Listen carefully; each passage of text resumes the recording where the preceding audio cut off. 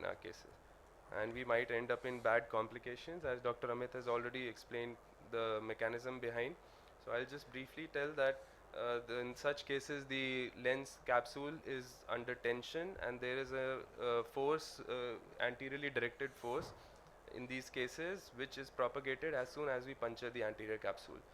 So we wanted to find out what exactly is propagating this split in the capsule. So the 26 gauge cystitome, which we very commonly use, has got a sharp tip with a bevel, and the kind of incision it will create on a capsule, will be like this, a linear split on the surface of the capsule. And it is not continuous, it is just a split on the surface. And such kind of a split, if we create on a tense stretched capsule in the intumescent cataracts, this kind of a split will only propagate in the direction of the linearity of that slit, and the capsule will open up till periphery.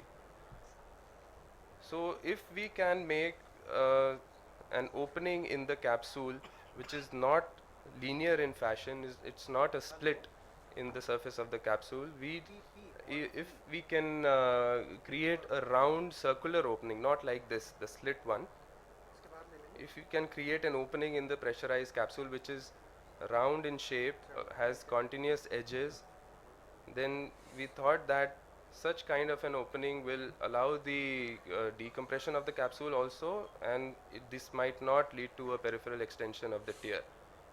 So we tested this hypothesis in this surgical video.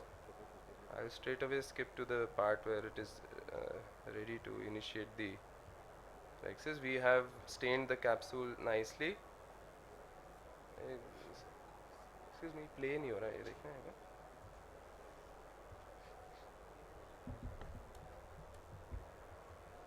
अगर इसको मुझे आगे करना है तो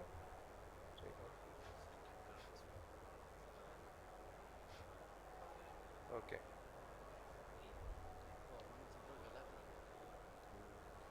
So now we create the main port and then use the very initial design of this device which we have created.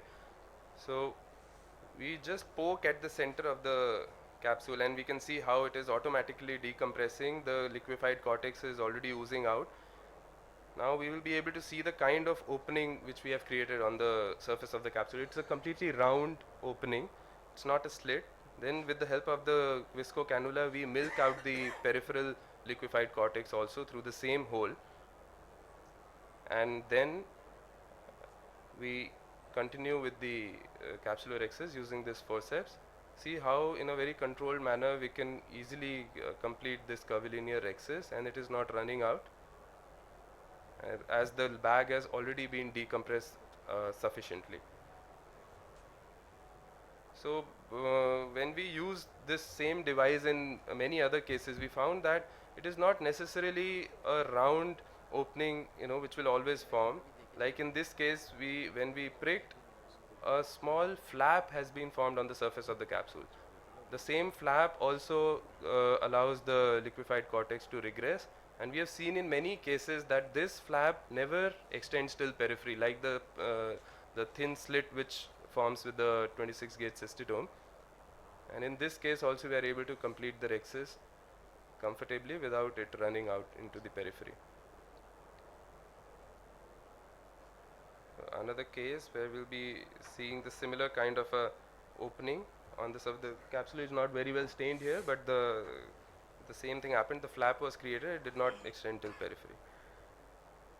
So to conclude, this device, the sewing needle shaped microcapsulotome, is a very simple and effective, safe method to prevent Argentinian flag sign and complete the rhexis without any complications. There have been various techniques devised for the same, like phaco puncture, two-step rhexis. All are working fine, but this is a very simple technique, and the video has also been accepted for presentation in ASCRS this year, and I invite you all to see a detailed version, the final design of the same instrument with its use in many other cases.